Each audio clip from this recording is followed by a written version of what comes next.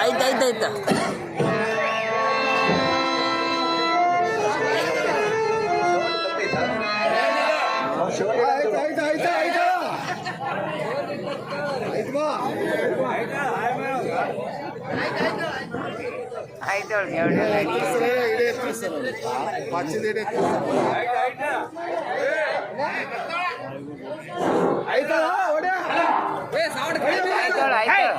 ಕುಂತ್ಕರ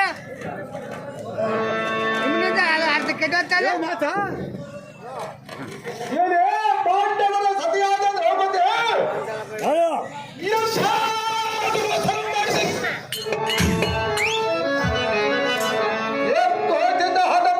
ಕ್ರಿಸ್ತನನ್ನ ಜಗತ್ಕಾರಣ ಬುದ್ಧಿ ಎಂದು ನುಡಿದೆಯಲ್ಲ, ಏನು ನುಡಿಯೋದು ನಾನು ಕೇಳಲಾರೆ. ಈ ಸುದ್ದಿಯನ್ನು ಇನ್ನೊಮ್ಮೆ ಹೆತ್ತದ್ರೆ ನಿನ್ನ ಕುತ್ತಗೆಯ ಬಿಡದ ಅರ್ಥಕಸೆಯನ್ನು ಕತ್ತಡೆ ನೂಕುಮಿಸಿಬಿಡುವೆ. ಬಹು ಎಚ್ಚರದಿಂದ ಮಾತನಾಡು. ಆ ಚಾಂಡಾಲನಾದ ಗೊಲ್ಲನ ಸುದ್ದಿಯನ್ನು ಗಳಿಗೆ ಸುದ್ದಿ ಮಾಡಿ ಬೊಗಳುವುದಕ್ಕೆ ಯಾರೇನು ಹರಿಯದ ಮಾತಲ್ಲ.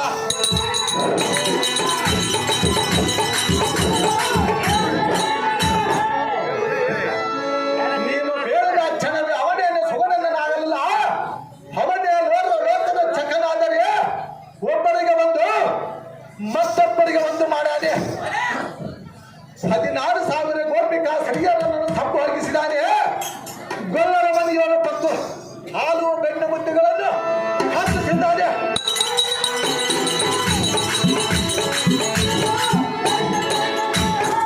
ಇಂಥ ಮೂಢನನ್ನು ಲೋಕದ ಚಕನನ್ನು ಬರದೆ ಎಲೆ ಪಾಂಚಾಲಿ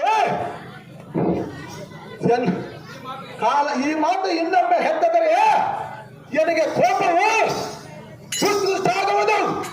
ಇದೇ ಪಾಂಚಾಲಿ ಕಾಲಾಂತರವಾಗಿ ಅವನಲ್ಲಿ ದುರ್ಗುಣ ತಪ್ಪಿರುವುದು.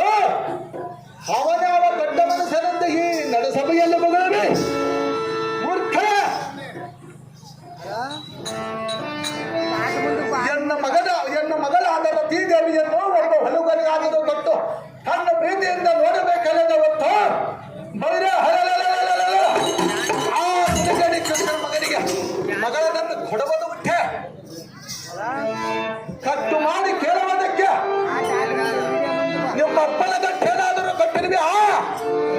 ಎಲ್ಲ ಪೂರ್ವದಲ್ಲಿ ನಿಮ್ಮ ತಾತನ ಮುದ್ದಾದನ ಗಂಟೇನಾದರೂ ಕೊಟ್ಟಿರುವೆ. ಹಾಗೆ ಎಷ್ಟು ಕಣ್ಣು ಕೇಳಿದ್ರ ಕಾಲಕ್ಕೂ ನಿನ್ನ ಕಣ್ಣ ಗುಡ್ಡುಗಳಿಗೆ ಬೆದರಿ ಮಗಳನನ್ನು ಕೊಡುವುದಂತೆ ಹೇಳಿ ನಿನ್ನ ಕನಸನ್ನು ಮರೆತು ಬಿಡು.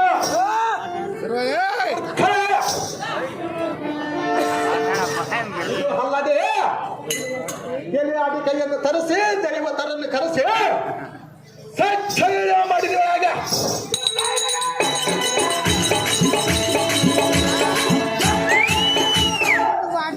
ಸಾರಥಿ ಶರಣಂದರೆ ಕುಡಿದಾಲ ಬಿದ್ದಂತಾಯ್ತ ನೋಡಿದ್ಯಾ ಸಾರಥಿ?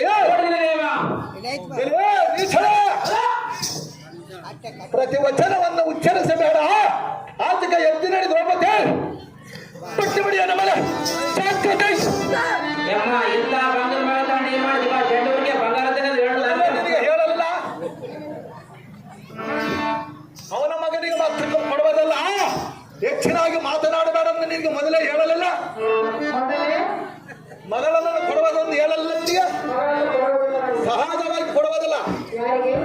ಆ ಗೊಲ್ಲನ ಮಗನಿಗೆ ಹೌದು ಮನ್ಮಥನೇ ಕೊಡುವುದಲ್ಲ, ಸಹಜವಾಗಿ ಕೊಡುವುದಲ್ಲ, ಸಹಜವಾಗಿ ಕೊಡುವುದಲ್ಲ.